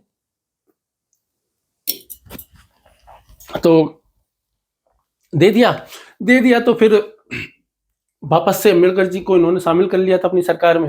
अम्बेडकर जी तो वही पीछे पड़े हुए थे ही। तो अंत में 1955-56 में जाकर के इन्होंने इस कोड बिल को पास किया। 1955-56 में जाकर के हिंदू कोड बिल को पास किया, और हिंदू कोड बिल को पास किया 4 एक्टों में, 4 कानूनों के तहत जो है वो पास किया। सबसे पहले आया भाई हिंदू विवाह अधिनियम। क्या आया? हिंदू विवाह अधिनियम। और ये जो हिंदू विवाह अधिनियम जो आया ये 1955 में आया, और इसी के तहत क्या आया कि भाई यदि पति पत्नी के जीवित रहते हुए दूसरी शादी कर लेता है तो 7 साल की सजा, ध्यान रखना, ठीक है। तो ये किस में आया? 1955-56 में। तो इसलिए महिलाओं को जो है वो महिलाओं को भी जो है वो, मतलब अम्बेडकर जी को क्या है कि एक चीज में आरक्षण में बांध करके सीमेंट कर दिया गया है ना बहुत सारे लोगों ने, जबकि उनकी जो स्वरूप है वो इससे बहुत बड़ा है, बहुत व्यापक है, बहुत सारी चीजें उनके में शामिल है। लेकिन अब तो खैर वर्तमान समय में तो आपको पता है हर चीज का राजनीतिकरण हो जाता है। और वैसे भी कोई भी महान व्यक्ति हो, महान व्यक्ति के भी जो भक्त जो होते हैं, उनके जो चेले जो होते हैं ना, वो जो है वो और ही कुछ कर देते हैं ना, कुछ का कुछ कर देते हैं। जैसे गौतम बुद्ध ने कहा था कि भगवान नहीं होते, लोगों ने गौतम बुद्ध को ही भगवान बना दिया। गौतम बुद्ध ने कहा मूर्ति पूजा नहीं करनी चाहिए, उन्होंने गौतम बुद्ध की ही मूर्ति बनाना शुरू कर दिया, उन्हीं की पूजा शुरू कर दी। ऐसे ही महावीर स्वामी जी के साथ में हुआ। तो हिंदू विवाह अधिनियम 1955 में आया। फिर उसके बाद में हिंदू उत्तराधिकार नियम आया। हिंदू उत्तराधिकार नियम आया, और हिंदू उत्तराधिकार अधिनियम जो आया इसी के तहत, ये 1956 में आया, और इसके तहत बेटियों को पहली बार संपत्ति में हिस्सेदारी मिली, पहली बार। उससे पहले बेटियों को हिस्सेदारी नहीं मिलती थी, आजकल भी, आज तक भी नहीं मिलती है। आज तक भी लोगों ने उपाय ढूंढे हुए हैं, आज तक भी बेटियों को संपत्ति में अधिकार नहीं देते हैं। तो मतलब नहीं देते हैं, पर ठीक है जो भी चल रहा है, लेकिन कानून तो इसके लिए बनाया हुआ है। इसके अलावा हिंदू दत्तक यानी कि गोद लेने के लिए और संरक्षण यदि किसी का प्राप्त करना है तो उसके लिए भी इन्होंने क्या बनाया? संरक्षण के लिए भी अधिनियम बना दिया गया 1956 में ही। तो ये भी आ गया। और इसके अलावा एक और एक्ट आया जिसको हिंदू अवयस्क माइनॉरिटी एंड गार्जियन एक्ट कहते हैं, और वो भी 1956 में आया। तो 4 कानूनों के तौर पे हिंदू विवाह एक्ट जो है वो पास हुआ। तो वो क्या हुआ कि महिलाओं को इस चीज से आजादी मिल गई, शौच से। और महिलाओं के लिए सबसे बड़ी खुशी की बात है, वो कहते हैं ना कि शौच तो आटे की भी हो तो वो भी बुरी लगती है, कहावतें चलती हैं ये लोक प्रथा में। तो इस चीज में अब एक और इनका बड़ा काम देख लेते हैं, और वो क्या है कि जब संविधान सभा बनी तो संविधान सभा में कई सारी कमिटियां बनी। उनमें से एक मोस्ट इंपोर्टेंट जो कमिटी थी वो थी ड्राफ्टिंग कमिटी। उस ड्राफ्टिंग कमिटी में 7 लोग थे, और उसके अध्यक्ष कौन बनाए गए? अम्बेडकर जी बनाए गए।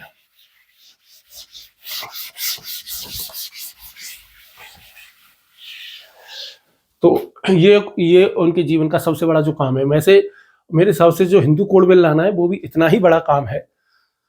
चलिए तो ये देख लेते हैं। तो बेसिकली आपको पता ही है कि भाई कैबिनेट मिशन आया, कैबिनेट मिशन योजना आई 1946 में। 1946 में जब कैबिनेट मिशन योजना आई तो उसके तहत संविधान सभा का गठन हुआ। संविधान सभा का गठन हुआ तो 9 दिसंबर 1946 को पहली बैठक हुई संविधान की। पहली बैठक हुई तो उसमें अध्यक्ष वगैरह चुने गए। तो संविधान सभा के जो अध्यक्ष जो बने थे वो कौन बने गए? डॉक्टर राजेंद्र प्रसाद बने। डॉक्टर राजेंद्र प्रसाद बने थे। और फिर वहीं पे क्या बनाई गई? खूब सारी कमेटियां बनाई गई। मूल अधिकार कमेटी, प्रांतीय शक्ति कमेटी, केंद्र राज्य कमेटी, ऐसी कई सारी कमेटियां जो है वो बनाई गई। उनमें जो मोस्ट इंपोर्टेंट एक कमेटी थी उसका नाम था ड्राफ्टिंग कमेटी या प्रारूप समिति, उसको हम कह सकते हैं। हिंदी में उसको क्या कह सकते हैं? प्रारूप समिति उसको हम कह सकते हैं। और जो प्रारूप समिति है इसमें 7 लोग थे। जो अध्यक्ष थे इसके वो कौन थे? अपने अम्बेडकर जी थे। तो आपको पता ही है शुरुआत में जो कुल सदस्य थे वो 389 389 थे, 99 थे,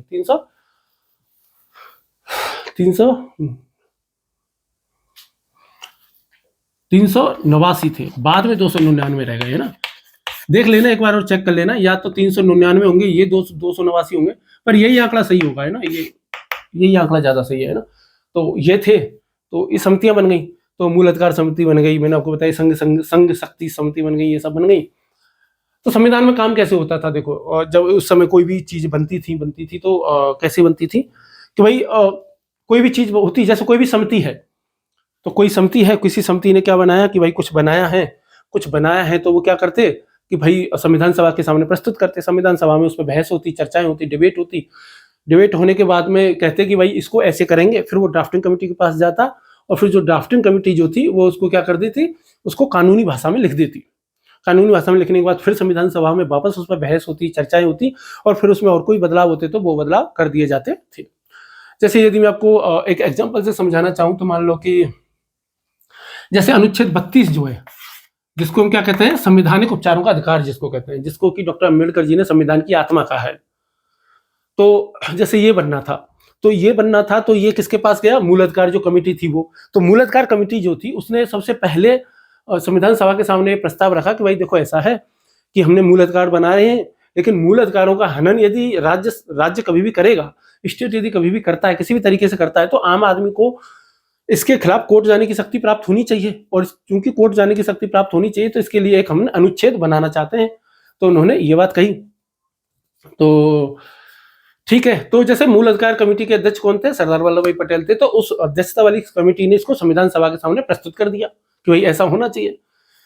तो संविधान सभा में चर्चा हुई, उस पर चर्चा हुई तो उसको उस पर बातचीत हुई। बातचीत करके लोगों ने कहा कि हाँ भाई ठीक है, इसको करो। तो फिर वो किसके पास गया? प्रारूप समिति के पास गया, और प्रारूप समिति ने उसको कानूनी रूप से, कानूनी भाषा के रूप में लिखा। जैसे मतलब कि अपना संविधान अपन जिस तरीके से लिख रहे थे उस तरीके से लिखा। और पहले उसको अनुच्छेद 25 का रूप दिया गया, मतलब वो अनुच्छेद 25 में शामिल था। फिर दोबारा से संविधान सभा के सामने उसको रखा गया। जब दोबारा से संविधान सभा के सामने उसको रखा गया तो संविधान सभा में और बहस हुई तो ठीक है कि बोले यार सुप्रीम कोर्ट में जाने का अधिकार तो हमने दे दिया उनको, पर क्या है कि मूल अधिकारों का हनन तो कई तरीके से होता है। ठीक है, तो फिर उन्होंने बहस के दौरान क्या हुआ कि चलो इनको रिट हम कहेंगे, रिट नाम दिया गया। तो हेबियस कॉर्पस आ गई, मैंडेमस आ गई, प्रोहिबिशन आ गई, कोवारंटो आ गई, सोर्सियरी आ गई। तो ऐसे करके 5 रिटों की व्यवस्था कर दी गई। फिर कुछ सदस्यों ने ये प्रश्न पूछ लिया कि यार बात तो ठीक है, ये रिट वगैरह ये सब आ गई, पर सारे व्यक्ति तो सुप्रीम कोर्ट जा नहीं सकते ना यार, कैसे जाएंगे? भारत इतना बड़ा देश है, इतनी जनसंख्या है, बहुत मुश्किल हो जाएगा। तो लोगों ने कहा ठीक है, हाईकोर्ट भी जाने का अधिकार होना चाहिए लोगों को। तो बोले ठीक है, हाईकोर्ट भी जाने का अधिकार होना चाहिए कि ठीक है, तो भाई ठीक है, तो एक और अधिकार, एक और अनुच्छेद बनाओ। तो अनुच्छेद 226 और बना दिया गया, और लोगों को और क्या कर दिया गया कि भाई सुप्रीम कोर्ट भी जाने का एक वो कर दिया गया कि भाई ठीक है, तुम हाईकोर्ट भी जा सकते हो। तो ऐसे करके जो है वो संविधान बना दिया गया, और बहुत बढ़िया तरीके से हमारा संविधान बना। जैसे एक और अनुच्छेद में आपको बताऊं तो आपको थोड़ा मजा आएगा। 370 बना। जैसे अब अम्बेडकर जी तो इसके पक्ष में थे नहीं, बिल्कुल खिलाफ थे भाई इसके। मैं 370 के बिल्कुल खिलाफ हूँ, बिल्कुल बहुत ज्यादा खिलाफ थे। तो 1947 में भाई जम्मू कश्मीर का विलय हुआ, और इंस्ट्रूमेंट ऑफ एक्सेशन के तहत, और भारत को केवल 4 चीजें प्रदान की जम्मू कश्मीर ने अपनी। रक्षा, विदेश, संचार, रक्षा, विदेश नीति और संचार, बस 3 ही चीजें थी। रक्षा, विदेश नीति, संचार 3 चीजें थी। तो भाई ठीक है, नेहरू जी और शेख अब्दुल्ला के बीच में एक समझौता हुआ। जब समझौता हुआ तो उस समझौते के तहत ही क्या हुआ कि भाई उस समझौते को ही अनुच्छेद 370 का रूप दिया गया। जब रूप दे दिया गया तो संविधान सभा में बहस हुई। तो संविधान सभा में बहुत सारे लोग और भी थे जो नहीं चाहते थे, पर बहस हुई तो फिर अम्बेडकर ड्राफ्टिंग कमेटी के पास गया। तो अम्बेडकर जी अध्यक्ष थे, तो अम्बेडकर जी ने मना कर दिया कि भाई मैं तो इसके खिलाफ हूं। तो फिर इसमें इसी प्रारूप कमेटी में एक और थे जिनका नाम था गोपाल स्वामी अयंगर। जिनका नाम क्या था? गोपाल स्वामी अयंगर। गोपाल स्वामी अयंगर। तो फिर उनको ये काम सौंपा, क्योंकि वो नेहरू जी के करीबी थे अयंगर जी। तो नेहरू जी ने इसको सौंपा, तो इन्होंने इसको कानूनी भाषा का रूप दिया। तो अस्थायी प्रावधान के रूप में इसको क्या कर दिया गया? शामिल कर लिया गया संविधान सभा में। हालांकि संविधान सभा में इस पर बहुत सारा ज्यादा डिबेट हुई थी और बहुत सारे लोग थे जो इसको नहीं चाहते थे, पर नेहरू जी उस समय ताकतवर थे तो थे क्या कर सकता है। तो एक ये संविधान, और main architect of the constitution Bhimrao ji Ambedkar ji को, बाबा साहब को कहा जाता है। तो ये आपको पता ही है, ये सारी बातें तो बताने की जरूरत है ही नहीं। मैंने आपको केवल ये बताया कि काम कैसे करती थी संविधान सभा। अब आप देखोगे तो एक और बड़ी चीज ये जो करके गए भारतीय संविधान में, ठीक है, मैं आरक्षण की बात नहीं करूंगा, मैं मूल अधिकारों की बात नहीं कर रहा। एक और जो बहुत अच्छा काम जो इन्होंने किया, आप कह सकते हो, हालांकि बहुत सारे लोगों की उससे नाराजगी भी हो सकती है उससे, वो है अस्पृश्यता अपराध अधिनियम, अनटचेबिलिटी ऑफेंस एक्ट। तो क्या था? अस्पृश्यता अपराध अधिनियम, अस्पृश्यता अपराध अधिनियम।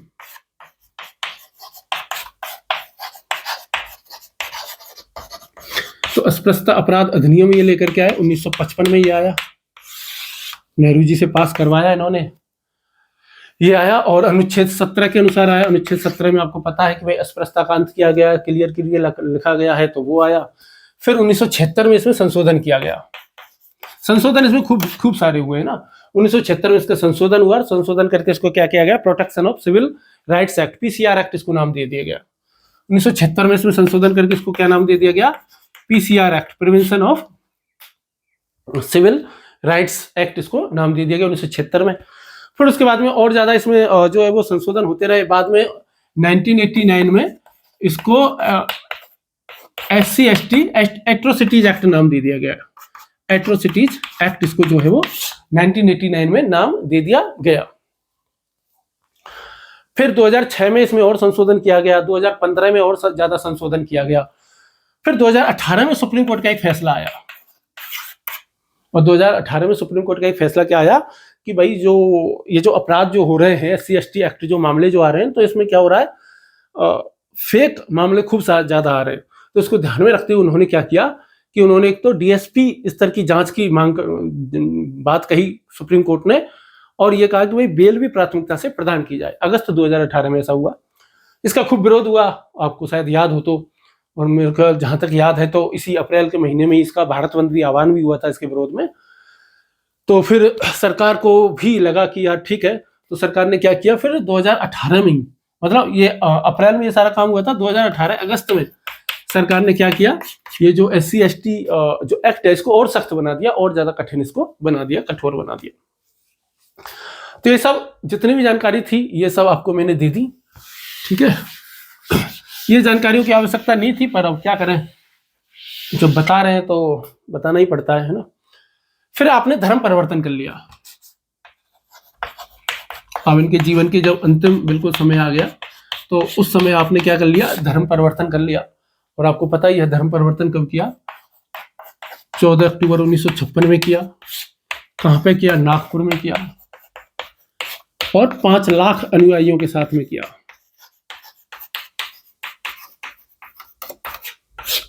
कितने लोगों के साथ में किया? 5 लाख अनुयायियों के साथ में इन्होंने जो धर्म परिवर्तन किया। इन्होंने धर्म परिवर्तन करके जो है वो बौद्ध धर्म ग्रहण किया, लेकिन बौद्ध धर्म की एक नई शाखा बना करके फिर उसको ग्रहण किया, और उसका नाम रखा नवयान। उसका नाम क्या रखा इन्होंने? नवयान नाम रखा। ऐसा कहते हैं कि इन्होंने पहले खूब सारे धर्मों को पढ़ा। इन्होंने सोचा कि पहले मुस्लिम बन जाए, ईसाई बन जाए, सिख बन जाए, जैन बन जाए। तो ये सब उन्होंने देखा। पहले उनको पता चला कि यार जैनों में और हिंदुओं में तो कोई अंतर ही नहीं होता है, तो यहाँ जैन भी बन गए तो यहाँ भी कोई दिक्कत, वो यहाँ भी समस्या वाली बात रहेंगी, क्योंकि जैन को तो वैश्य समुदाय के रूप में मान्यता प्राप्त है। तो ऐसे करके फिर मुस्लिमों में भी उन्होंने देखा, तो वहाँ भी उनको पसंद नहीं आया। सिख धर्म पे थोड़ा सा वो टिके, उनको लगा कि यार सिख धर्म अपना लेना चाहिए। फिर बाद में उनको लगा कि नहीं यार, सिखों में भी क्या है कि सिख धर्म अपनाएंगे तो सिखों में भी क्या है कि काफ़ी ज़्यादा ऊंच नीच वाली बात है। मतलब कि सबसे ज़्यादा एससी लोग वर्तमान में पंजाब में, आपको पता होता है एससी संख्या जो है परसेंटेज वाइज यदि आप देखें स्टेटों में ना, पर इनको लगा कि यार ठीक है बुद्ध धर्म ही ठीक है, तो बौद्ध धर्म इन्होंने ग्रहण किया। और ऐसे नहीं ग्रहण किया इन्होंने, काफ़ी ज़्यादा ये पढ़ाई लिखाई की उसकी, बौद्ध धर्म के बारे में काफ़ी पढ़ा और फिर उसके बाद इन्होंने ग्रहण किया। और बाद में 6 दिसंबर 1956 में आपका देहांत हो गया। और आपके देहांत को लोग क्या कहते हैं, महापरिनिर्वाण। जैसे बुद्ध का जब देहांत हुआ तो बुद्ध को भी क्या कहा गया, महापरिनिर्वाण कहा गया। और ऐसा कहते हैं कि भाई बुद्ध को तो क्या हुआ था, जीते जी ही निर्वाण की प्राप्ति हो गई थी, तो इसलिए उनके देहांत को महापरिनिर्वाण कहा गया। तो इनके महापरिनिर्वाण, इनके देहांत को भी महापरिनिर्वाण कहा गया। इनका जो निधन हुआ वो कहाँ हुआ, दिल्ली में हुआ। फिर इनको दादर लेकर के आ गए और दादर मुंबई में जो है वो आपका अंतिम संस्कार हुआ।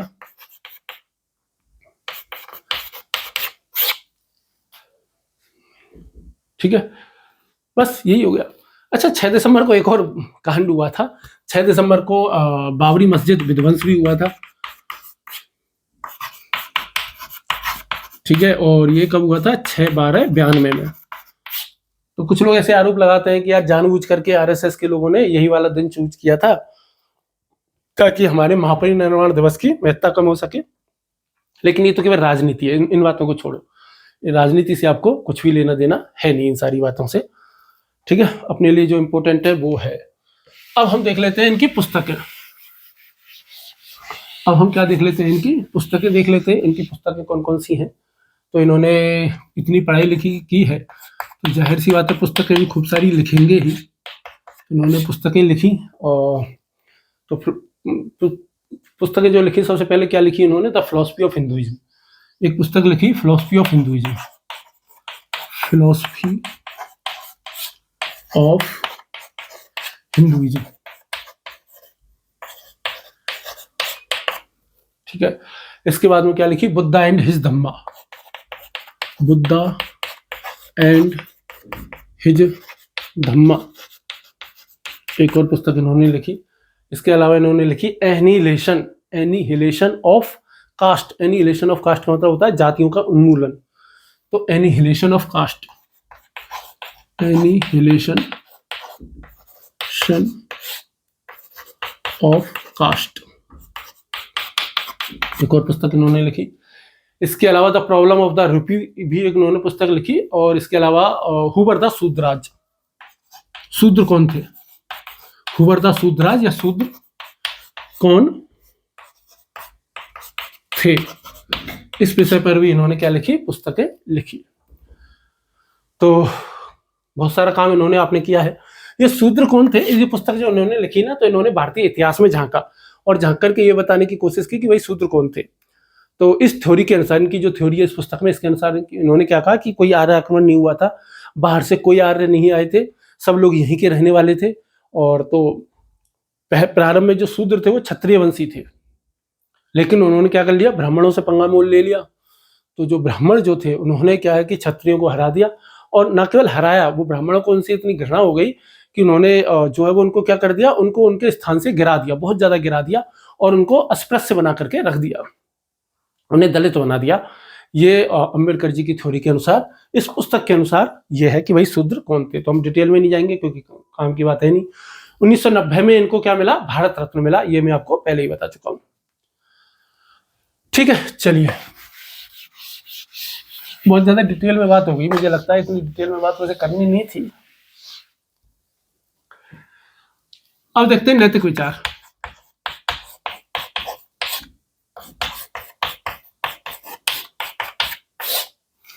अम्बेडकर जी के नैतिक विचारों की यदि हम बात करें तो आपने जो है वो भौतिक सुख को ही आपने प्राथमिकता दी। तो आपने किसको प्राथमिकता दी? भौतिक सुख को। भौतिक सुख को प्राथमिकता देने का मतलब ऐसा नहीं कि चारवाकों की तरह इन्होंने भौतिक सुखों को प्राथमिकता दी, उस हिसाब से नहीं, बट चूंकि इनका परलोक में विश्वास बिल्कुल नहीं था, इनका जो विश्वास है वो परलोक में बिल्कुल भी नहीं था। तो चूंकि परलोक में बिल्कुल भी विश्वास नहीं था, तो जाहिर सी बात है कि फिर तो इसी जगत में रहना होगा, और इसी जगत में रहना होगा तो फिर भौतिक सुखों पर ही ध्यान देंगे और किस पे ध्यान देंगे। इसके अलावा इनके नैतिक विचारों में सबसे ज्यादा जो उन्होंने जो जोर दिया वो दिया समानता पर। यह सबसे मोस्ट इंपोर्टेंट बात है। सबसे ज्यादा जोर इन्होंने किस पे दिया? समानता पर। सब, और इसके अलावा सम्मान पर, इसके अलावा न्याय पर, और इसके अलावा किस पे दिया? न्याय पे दिया। समानता में जब ये बात करते हैं तो खास तौर पर शूद्रों और स्त्रियों की समानता की बात ये खूब करते हैं। खास तौर पर इन्होंने क्या किया कि स्त्री समानता और शूद्रों की समानता के लिए बहुत विशेष तौर पर आपने कार्य किया। और इसीलिए आपने देखा होगा कि भारत में जो मूलाधिकार जो आते हैं ना, सबसे पहले जो मूलाधिकार जो आए हैं, सबसे पहला मूलाधिकार हमारा समानता का है। सबसे पहला मूलाधिकार किसका है? समानता का है। हो सकता है कि सबसे पहले स्वतंत्रता का भी, इससे भी बहुत फर्क पड़ता है, ये बात ध्यान रखना है ना। हालांकि बहुत ज्यादा विशेष प्रभाव नहीं पड़ता, बट ये पता चलता है ना। तो समानता को उन्होंने क्या दी? वरीयता दी। फिर इनसे किसी ने ये पूछा कि भाई अम्बेडकर जी ये बताओ कि आखिर जाति क्यों नहीं जाती, मतलब आखिर ये जातियां समाप्त क्यों नहीं होती है?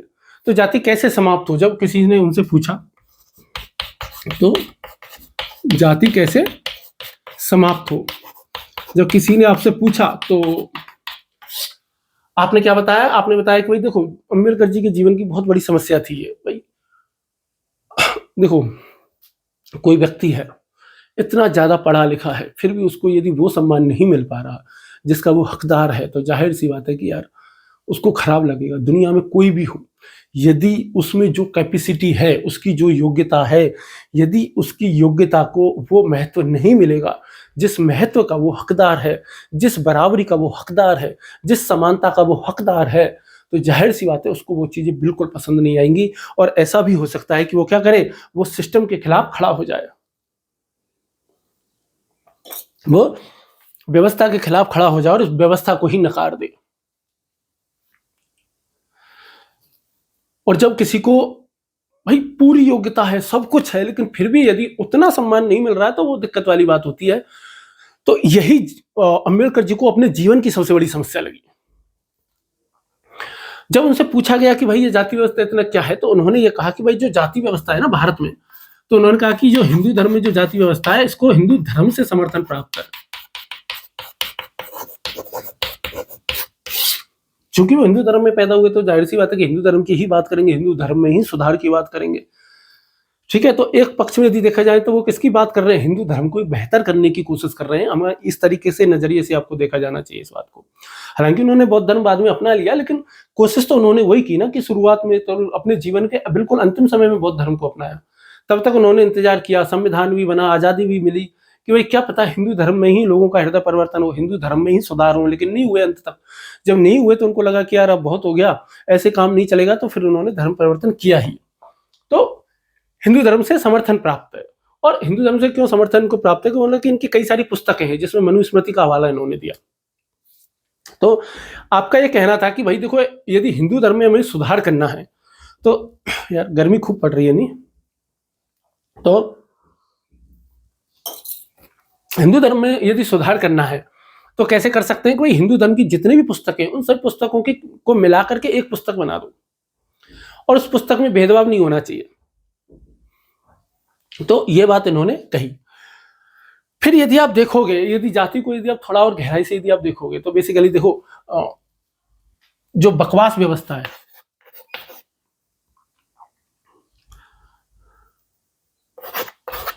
बकवास है, ब्राह्मण क्षत्रिय वैश्य शूद्र, वर्तमान में तो आउटडेटेड है, वर्तमान में तो बिल्कुल बकवास व्यवस्था ये है ना।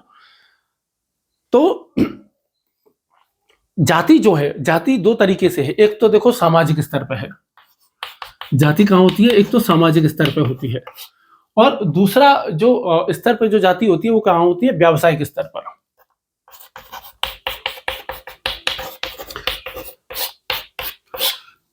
सामाजिक स्तर में जैसे साथ में खाना पीना हो गया, साथ में उठना बैठना, घरों में आना जाना, और इसके अलावा विवाह संबंध वगैरह ये हुए।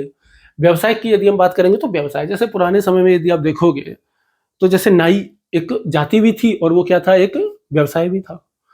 लेकिन वर्तमान समय में यदि आप मार्केट में जाओ, यदि बहुत छोटा गांव है तो उसको तो छोड़ दो, लेकिन किसी भी जगह पे यदि आप जाओगे तो आप किसी भी सलून को देख करके, किसी भी हेयर ड्रेसर की दुकान को देख करके ये नहीं कह सकते कि इसमें काम कर रहा बंदा जो है वो नाई समाज का ही होगा या उसकी जाति नाई होगी। क्योंकि आजकल जो है ना, ये बहुत ज्यादा घुल मिल गया। आजकल सभी लोग सभी के तरह के काम करने लग गए लगभग। तो व्यावसायिक स्तर पर तो जाति लगभग वर्तमान समय में लगभग समाप्त हो चुकी है। लेकिन व्यावसायिक स्तर पर भी अभी भी जो जातियों की जो बिल्कुल निम्न और स्तर, जैसे ऊपर जैसे पुरोहित वर्ग है, तो अभी भी पुरोहित वर्ग की जो नौकरी है, वो तो पुरोहित वर्ग का जो काम है वो तो ब्राह्मण ही कर रहे हैं और दूसरे लोग कर ही नहीं रहे, पुरोहित ही कर रहे हैं। और नीचे जो बिल्कुल साफ सफाई वाला जो काम है, जो सबसे जो कि बेचारे गटरों में जाते हैं और वहां पे जाकर के सफाई करते हैं, तो वो काम भी आज अभी भी वही समाज कर रहा है, सबसे निचले तबके का ही। अब पुरोहितों में भी तब भी ऐसा होने लग गया कि भाई डायरेक्ट भर्तियां होती हैं, तो कुछ और दूसरे समाजों के भी लोग कुछ हद तक आने लगे हैं। साफ सफाई वाले इनमें भी जो है कि क्या हुआ कि कुछ हद तक भर्तियां होती हैं, दूसरे वर्ग के लोग आते हैं, लेकिन वो काम नहीं करते, बल्कि वो क्या करते हैं, अपनी सैलरी से कुछ पैसे दे करके इसी समाज के कुछ लोगों को, के एक व्यक्ति को रख लेते हैं और वो साफ सफाई इनके लिए करता रहता है, वो इनके लिए नौकरी करता रहता है। और सामाजिक स्तर पे देखोगे तो आजकल तो अस्पृश्यता काफी हद तक कम हो गई है। हालांकि गांव में अभी पूरी तरीके से समाप्त नहीं हुई है, छोटे शहरों में पूरी तरह समाप्त नहीं हुई है। महानगरों को, बड़े शहरों को देख करके लगता है कि भाई समाप्त हो गई है, लेकिन ऐसा है नहीं। दूसरी बात यह भी है कि अंतर जातीय जो विवाह है वो भी लगातार बढ़ ही रहे हैं। तो आप ये कह सकते हो कि यदि आपसे कोई पूछे तो आप क्या कह सकते हो कि आधुनिक समय में जाति तो खत्म हो रही है लेकिन जातिवाद बढ़ रहा है। आधुनिक समय में जाति खत्म हो रही है लेकिन जातिवाद बढ़ रहा है, जातिवाद बढ़ रहा है। तो जाति खत्म हो रही है वर्तमान समय में, लेकिन क्या बढ़ रहा है, जातिवाद जो है वो बढ़ रहा है। और जातिवाद क्यों बढ़ रहा है, राजनीति की वजह से, क्योंकि आजकल जातियां वोट बैंक बन के रह गई हैं। ठीक है, जैसे कि यादव है तो यादव एसपी के हो गए, बहुजन समाज पार्टी के हो गए तो वो दलित वर्ग के लोग हो गए, इस तरीके से। इसके अलावा अगला जो इनका नैतिक विचार है, अगला नैतिक विचार में आपने क्या किया, गीता का विरोध किया। आपने गीता का विरोध किया। और गीता का विरोध आपने क्यों किया, क्योंकि गीता विरोध में, गीता में जो है वो वर्ण व्यवस्था की बात है, इसलिए। क्योंकि अर्जुन से कृष्ण भगवान कहते हैं कि तुम अपने क्षत्रिय धर्म का पालन करो, तो क्षत्रिय धर्म वहां आता है, तो वही बेसिकली वो क्षत्रिय था। तो इसके अलावा वर्ण व्यवस्था की भी बात गीता में आती है कि जब कृष्ण कहते हैं कि भाई चारों वर्णों को उनके गुण और कर्म पे आधार पर मैंने ही बांटा है, तो अम्बेडकर जी को वो बात पसंद नहीं आती, तो इसलिए वो गीता का विरोध करते हैं। इसके अलावा वो मार्क्सवाद का भी विरोध करते हैं। इसके अलावा वो किसका विरोध करते हैं, मार्क्सवाद का भी विरोध करते हैं। और मार्क्सवाद का विरोध क्यों करते हैं, क्योंकि मार्क्सवाद जो है वो समानता की बात तो करता है, लेकिन वो केवल धन के आधार पर समानता की बात करता है। साधनों के साथ संसाधनों पर अधिकार को लेकर समानता की बात करता है, जाति को लेकर समानता की बात नहीं करता है। तो इसलिए मार्क्सवाद का भी क्यों करते हैं, विरोध करते हैं। इसके अलावा ये पंचायती राज भी इनको बहुत ज्यादा पसंद था नहीं। पंचायती राज भी इनको क्या था, बहुत ज्यादा पसंद नहीं था। कहते हैं कि चूंकि इनको पंचायती राज बहुत ज्यादा पसंद नहीं था, ठीक है, तो इनको लगता था कि जो पंचायती सिस्टम है ना, उनकी वजह से ही क्या होता है, खूब ज्यादा भेदभाव गांव में होता है। आपका मानना था कि जो गांव में जो पंचायतें पहले जो होती थी कि उनमें सवर्ण व्यक्ति होते थे और ज्यादातर बुजुर्ग लोग होते थे, और सवर्ण लोग ही फैसले करते थे, अपनी मर्जी से फैसले किया करते थे। आपने प्रेमचंद की पंच परमेश्वर कहानी पढ़ी होगी। तो उन्होंने कहा कि यार देखो, वहां पे भी क्या होता है ना, औरतों के लिए कोई स्थान नहीं है, शूद्रों के लिए कोई स्थान नहीं है, दलित लोगों के लिए कोई स्थान नहीं है। गांव में कोई भी पंचायत बैठती है, कोई भी फैसला होता है तो सवर्ण लोग ही करते हैं। गांव का सबसे बड़ा ठाकुर आ जाएगा, बड़ा जमींदार आ जाएगा, वही फैसला करेगा, और वो सवर्ण होता है और वो बुढ़ा होता है। तो ये इनको पसंद नहीं आती बात, इसीलिए क्या करते हैं, इसीलिए गांधी जी पंचायती राज के बहुत बड़े समर्थक थे। ठीक है, पर गांधी जी तो बेचारे संविधान बनने से पहले ही जो है वो आपका देहांत हो गया था गांधी जी का। ठीक है, तो फिर जो है वो तो पंचायती राज का भी आप बहुत ज्यादा समर्थक नहीं थे, संविधानवाद के समर्थक थे, नैतिक समाज की स्थापना के समर्थक थे। और आपका मानना था कि नैतिक समाज की स्थापना होगी तो संविधानवाद से ही होगी। और 370 के विरोधी थे, ये मैं आपको पहले ही बता ही चुका हूं। हालांकि यहाँ पे जरूरी नहीं है 370 के बताना, लेकिन ठीक है। अब आपको देख लेना है कि नवयान क्या है। यदि कभी प्रश्न पूछ लिया जाए आपसे कि नवयान क्या है, तो वो हमारे लिए इंपॉर्टेंट है।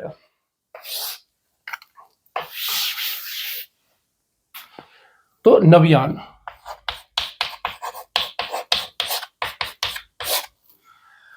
तो नवयान क्या है? तो नए नए नवयान का मतलब क्या है? नया वाहन, नया पथ, नया रास्ता। बौद्ध धर्म की आधुनिक शाखा इसको बना दिया गया। भीमराव अम्बेडकर जी ने 14 अक्टूबर 1956 को इसको स्थापित किया, 5 लाख अनुयायियों के साथ किया, नागपुर में किया।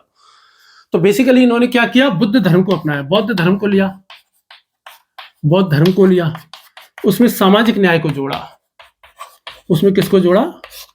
सामाजिक न्याय को जोड़ा। और सामाजिक न्याय को जोड़ने के बाद उसमें और क्या जोड़ा? अपना दृष्टिकोण जोड़ दिया, अम्बेडकरवादी दृष्टिकोण उसमें जोड़ दिया, अम्बेडकरवादी दृष्टिकोण उसमें जोड़ दिया। तो जब 3 चीजों को आपने जोड़ा तो इन 3 चीजों को मिलाकर के आपने क्या बना दिया? नवयान बना दिया। तो इनकी इसके लिए एक पुस्तक है, द बुद्धा एंड हिज धम्मा। मैंने आपको पहले ही बताया था, उस पुस्तक का नाम द बुद्धा एंड हिज धम्मा पुस्तक है। द बुद्धा एंड हिज धम्मा। ठीक, तो ये पुस्तक है। अब ये पारंपरिक बौद्ध धर्म से कैसे अलग है वो देख लो, है ना।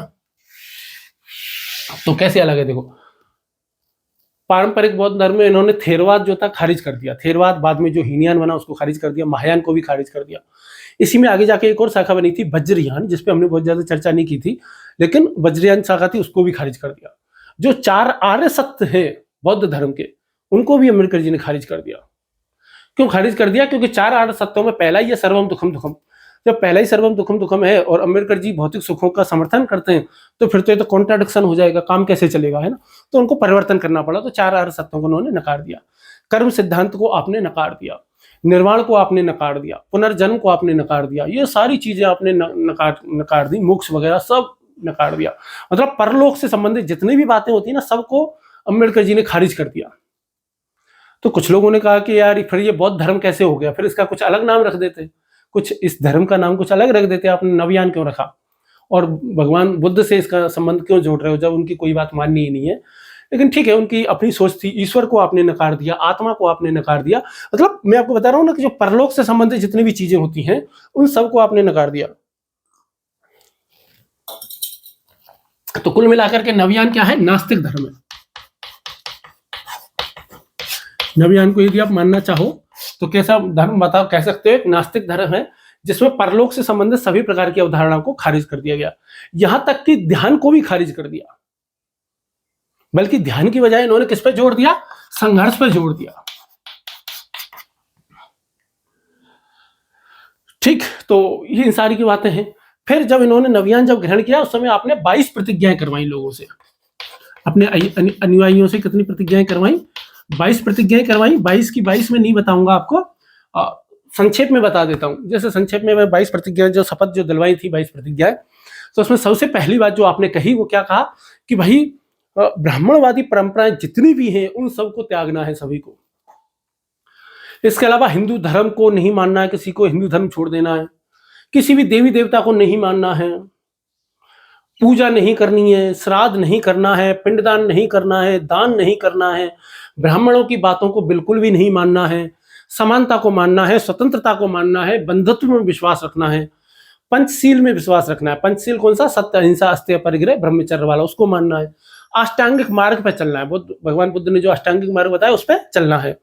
चोरी नहीं करनी है, झूठ नहीं बोलना है, मादक पदार्थों का सेवन नहीं करना है, व्यभिचार नहीं करना है, मादक पदार्थों से दूर रहना है, पुरानी जितनी भी सामाजिक परंपराएं चल रही हैं उनसे दूरी बना करके रखनी है, बौद्ध धर्म का पालन करना है, सबको समानता की दृष्टि से देखना है, सबको बौद्ध धर्म अपनाने की प्रेरणा भी जो है वो क्या करनी है? देनी है। तो ये सारी की सारी क्या थी आपकी जो है वो 22 प्रतिज्ञाएं थी जो कि आपने की थी। ठीक है, मतलब 22 की 22 तो नहीं है ये 22 की 22 में से कुछ कम है, लेकिन ठीक है, फिर भी आप जो कह सकते हो कि ये है। इसके अलावा आपने और क्या कहा? आपने एक त्रिसूत्र दिया। आपने क्या दिया? एक त्रिसूत्र दिया। और त्रिसूत्र क्या है कि शिक्षित बनो, संघर्ष करो और संगठित रहो। ये त्रिसूत्र आपने दिया, और इस त्रिसूत्र में सबसे ज्यादा फोकस इन्होंने किस पे किया? एजुकेशन पे इन्होंने किया। आप निःशुल्क व अनिवार्य शिक्षा के पक्षधर थे। उस जमाने में भी आप निःशुल्क एवं अनिवार्य शिक्षा, निःशुल्क एवं अनिवार्य शिक्षा के पक्षधर थे।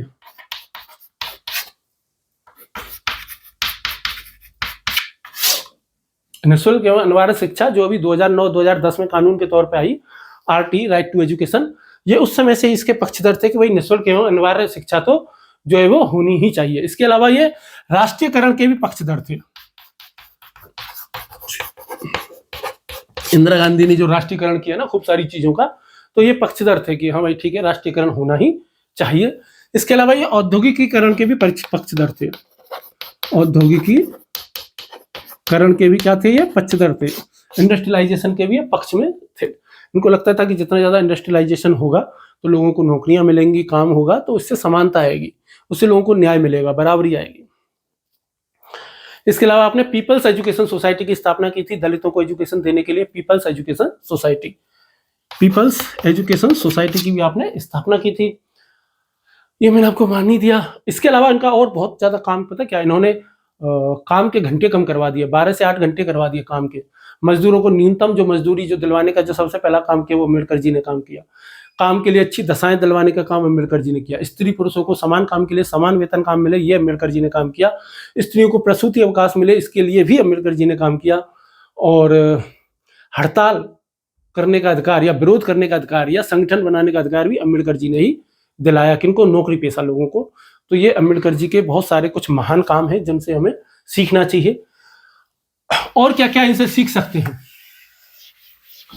और क्या क्या है जो आपके व्यक्तित्व से सीखा जा सकता है और आपके व्यक्तित्व से जीवन में उतारा जा सकता है? तो सबसे पहली बात तो यही है कि सामाजिक समानता सीखनी चाहिए। हर किसी को इनसे क्या सीखनी चाहिए? सामाजिक समानता सीखनी चाहिए कि भाई सभी को हम समान माने, किसी से भी किसी भी प्रकार का हम क्या ना करें, भेदभाव ना करें। तो सामाजिक समानता के पक्षधर थे। इसके अलावा न्याय, सभी को न्याय मिले, इसके पक्षधर थे। सभी को स्वतंत्रता मिले, इस बात के भी ये पक्षधर थे। इसके अलावा ये महिला समानता के भी पक्षधर थे ना। सामाजिक समानता में महिला समानता ऑटोमेटिक शामिल ही होती है। सामाजिक समानता मैंने आपको बताई दी, बंधुत्व आपको बताई दिया। इसके अलावा इनसे पूछा गया कोई लोकतंत्र कैसे सफल हो सकता है, तो उन्होंने लोकतंत्र के सफल होने के लिए 6 शर्तें बताई। लोकतंत्र के सफल होने के लिए आपने कितनी शर्तें बताई? 6 शर्तें बताई। 6 शर्तों में उन्होंने कहा कि भाई समाज में कोई भी असमानता नहीं होनी चाहिए स्पष्ट तौर पर, हमेशा ही लोकतंत्र में विपक्ष होना चाहिए। इसके अलावा विधि और प्रशासन में हमेशा ही, कानून बनाने में और प्रशासन में हमेशा, प्रशासन को हमेशा ही किसका व्यवहार करना चाहिए? समानता का व्यवहार करना चाहिए। सभी को संवैधानिक नैतिकता का पालन करना चाहिए, समाज में नैतिक व्यवस्था का संचालन होना चाहिए और सामाजिक अंतर्विवेक भी सभी के पास होना चाहिए। और वो सामाजिक अत्याचारों को बहुत ज्यादा चिंतनीय मानते थे। क्यों मानते थे? कि भाई सामाजिक जो अत्याचार है ये समाज में बहुत नुकसान कर रहे हैं।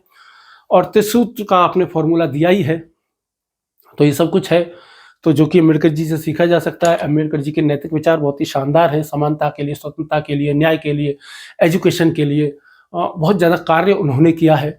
आपने जीवन में दूसरों के लिए काम किया। मतलब कोई व्यक्ति था चाहता तो इंग्लैंड में सेटलमेंट हो जाता, वहीं पर जो है वो वकालत शुरू कर देते।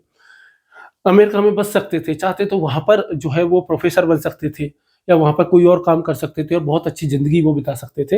लेकिन इसके बावजूद वो भारत आए, भारत में रहे, दलितों के लिए लगातार काम किया, समानता के लिए, नारी उत्थान के लिए लगातार काम किया, खूब संघर्ष आपने किया। कई सारे नेताओं के साथ आपके वैचारिक मतभेद भी हुए। इन सब के बावजूद वो लगातार काम करते रहे, लगातार आपने संघर्ष किया और भारत को एक ऐसा मजबूत, एक ऐसी चीजें प्रदान करके गए जो कि उससे पहले विद्यमान भारत में थी नहीं। और जो लोकतंत्रवाद जो दे करके गए, संविधानवाद जो वो दे करके गए, है ना, इतना अच्छा संविधान भारत का बनाने में उनकी भूमिका रही। मतलब आप आसपास के कितने सारे देशों को देखोगे जहाँ के संविधान उलट पलट गए, जहाँ संविधानों की, मतलब आप उनकी दूरदृष्टि देखिए कि 370 का उन्होंने विरोध किया। उनको पता था कि भाई, उन्होंने स्पष्ट कहा था नेहरू जी से कि भाई इसको विशेष राज्य का दर्जा मत दो, ये बहुत परेशान करेगा आपको, ये बहुत दुख देगा आपको, लेकिन नहीं माने। ठीक है, तो वो कभी भी मुस्लिम लीग के समर्थन में नहीं आए, कभी भी। आप समझ पा रहे हो, ये उनकी दूरदृष्टि तो थी ना। ऐसा नहीं किया उन्होंने कि भाई मुस्लिम लीग की तरह एक अलग देश की मांग करना शुरू कर दिया हो कि दलितों के लिए, चूंकि मुस्लिमों के लिए एक अलग देश बन रहा है तो दलितों के लिए एक अलग देश बना दो, वो भी कभी नहीं किया उन्होंने। तो ये कुछ उनकी महानताओं के लक्षण हैं जो बताते हैं कि वो कितने महान हैं। और दुनिया में देखो महापुरुष हैं, महापुरुषों की सब आलोचना करते हैं। आज की डेट में गांधी जी की लोग कितनी आलोचना करते हैं यार, आज की डेट में पटेल जी की कितनी लोग आलोचना करते हैं, बहुत सारे अलग अलग, सब राजनीति की वजह से सब अपने अपने नेता बना लेते हैं। तो राजनीति को छोड़ो यार, महापुरुषों को जाति के चश्मे से देखना बंद करो, धर्म के चश्मे से देखना बंद करो। मतलब अलग अलग प्रकार के चश्मे लगा करके यदि किसी भी महापुरुष को देखोगे तो गलत बात है ना। आप हरे रंग का चश्मा लगा करके गांधी जी को देखोगे तो गांधी जी हरे दिखेंगे ना। पहले हरे रंग के चश्मे को उतारो, फिर देखो ना, किस कोई भी महापुरुष हो तो आपको दिखेगा कि। और फिर देखो पेरुप्सिस एक पुस्तक है जिसके लेखक है लॉन्जाइनस, ग्रीस के रहने वाले थे, बहुत प्राचीन पुस्तक है। उस पुस्तक में एक कथन है कि महानता कितनी भी महान क्यों ना हो, उसमें कोई ना कोई छिद्र हमेशा छूट ही जाते हैं। तो कोई ना कोई कमी तो रह ही जाती है।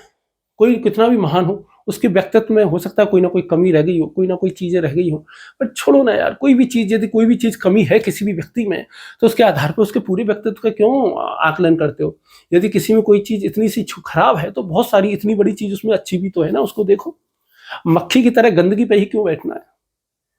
चाहे कोई भी महापुरुष हो, सभी की बात मैं कर रहा हूं, तो इसलिए और सभी को समानता की दृष्टि से देखो और सभी को बराबर सम्मान देना सीखो।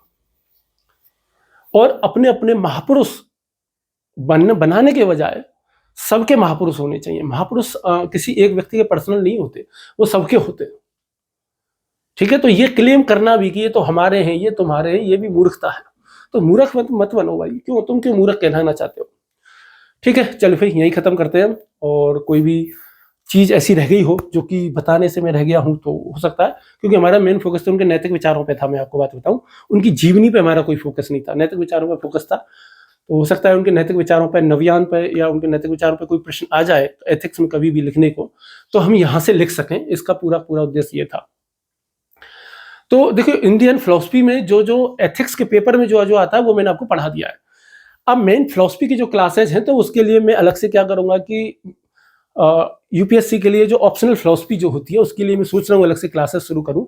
जैसा फिलॉसफी की जो क्लासेज है उन पे आपका रेस्पॉन्स आया उसको देखते हुए, उसके लिए बहुत बहुत धन्यवाद, बहुत बहुत प्यार आपका। और तो वो मैं शुरू करूँगा उसके लिए।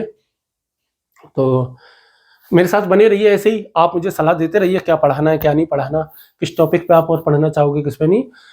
तो अम्बेडकर को पढ़ाए, गांधी जी को पढ़ेंगे, अरविंद को पढ़ेंगे, विवेकानंद को पढ़ेंगे और दीनदयाल उपाध्याय जी को पढ़ेंगे। फिर उसके बाद वेस्टर्न फिलॉसफी को हम पढ़ेंगे। चलिए फिर नेक्स्ट क्लास में मिलते हैं, तब तक के लिए धन्यवाद, नमस्कार।